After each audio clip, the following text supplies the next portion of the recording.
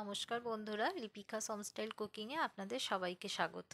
পিঠাপুলি আমাদের দেশের একটা ঐতিহ্য, আর এই শীতের মরশুমে আমাদের সকলের প্রিয় একটা পিঠা পাটিসাপটা। আর এই পাটিসাপটার স্বাদও হয় অতুলনীয়। আজকে আমি পাটিসাপটার রেসিপি শেয়ার করব। আশা করছি আমার আজকের এই রেসিপিটি আপনাদের অনেক ভালো লাগবে। ভালো লাগলে পুরো রেসিপিটা শেষ অবধি দেখবেন।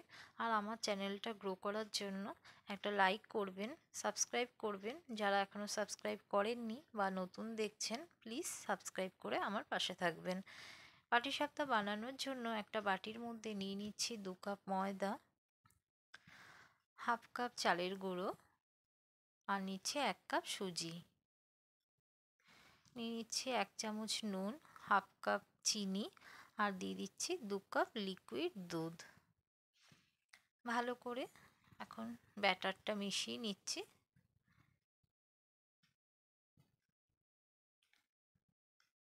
আর একটু জল লাগবে, আমি তাই এখানে আর দুধ ব্যবহার করছি না, আমি আরও এখানে 1 কাপ জল দিলাম। প্রয়োজন হলে আরও 1 কাপ জল দেব। আপনারা এখানে দুধের জায়গায় পুরো জল দিয়েও ব্যবহার করতে পারেন পাটিসাপটার ব্যাটারটা, বা দুধ দিয়েও ব্যাটারটা তৈরি করতে পারেন। ভালো করে মিক্সড করে নিচ্ছি। ব্যাটারের গাঢ়ত্বটা দেখুন, ঠিক এরকম হবে, না বেশি পাতলা না বেশি গাঢ়।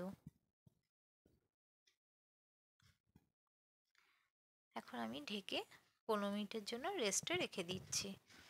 পাটিসাপটার খিরসা বানানোর জন্য গ্যাসে একটা কড়াই বসিয়ে তাতে 1 চামচ ঘি দিয়েছি, আর দিচ্ছি 3টে এলাচ। মুখটা ফাটিয়ে 3টে এলাচ দিলাম, আর দিলাম 1 চামচ চালের গুঁড়ো, 1 চামচ সুজি। 30 সেকেন্ড মতন চালের গুঁড়ো আর সুজিটা ভেজে নিচ্ছি।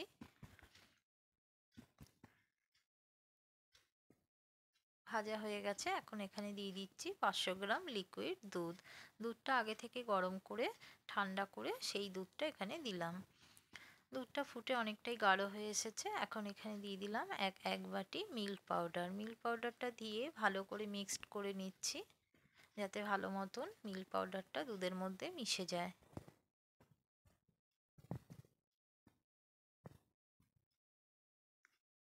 মিল্ক পাউডারটা ভালো মতন দুধের মধ্যে মিশে গেছে, এখন এখানে দিয়ে দিচ্ছি 1 বাটি নারকেল বাটা। মিক্সিতে নারকেল কোড়াটা দিয়ে অল্প জল দিয়ে ভালো করে বেটে নিয়েছিলাম, সেই নারকেল বাটাটাই এখানে দিলাম।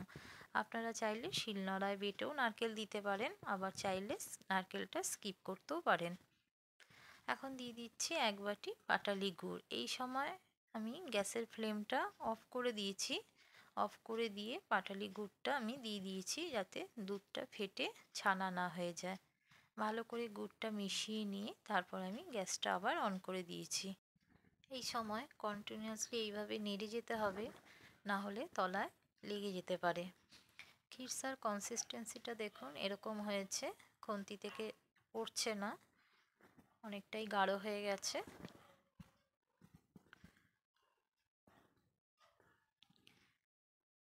খিরসাটা আমার একদম রেডি হয়ে গেছে। এখন আমি গ্যাস অফ করে দিয়েছি এবং একটা প্লেটের মধ্যে নিয়ে নিয়েছি। ঠান্ডা হয়ে গেছে খিরসাটা, তাই কালারটা অনেকটা চেঞ্জ হয়ে গেছে।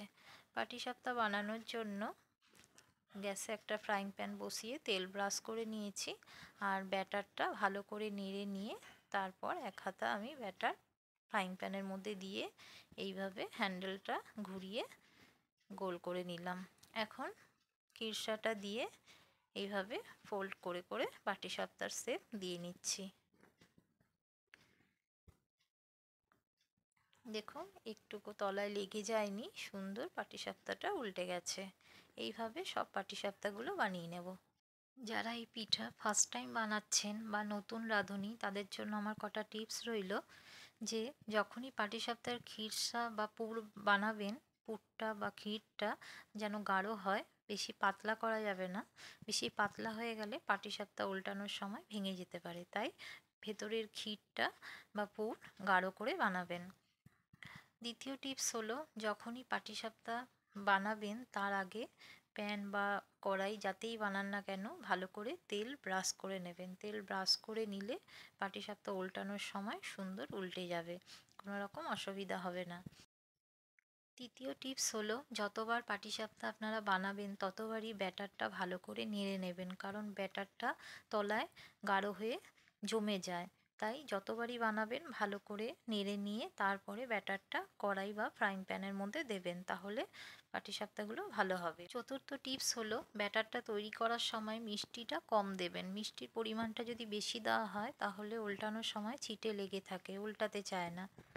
আমি একটা পাটিসাপটা আপনাদেরকে চাকু দিয়ে কেটে দেখাচ্ছি যে ভেতরটা কীরকম হয়েছে। সব পাটিসাপটাগুলো আমার বানানো হয়ে গেল। খুবই ইজি এই পাটিসাপটা বানানো, আর অল্প সময়ে অনেক পাটিসাপটা বানানোও হয়ে যায়।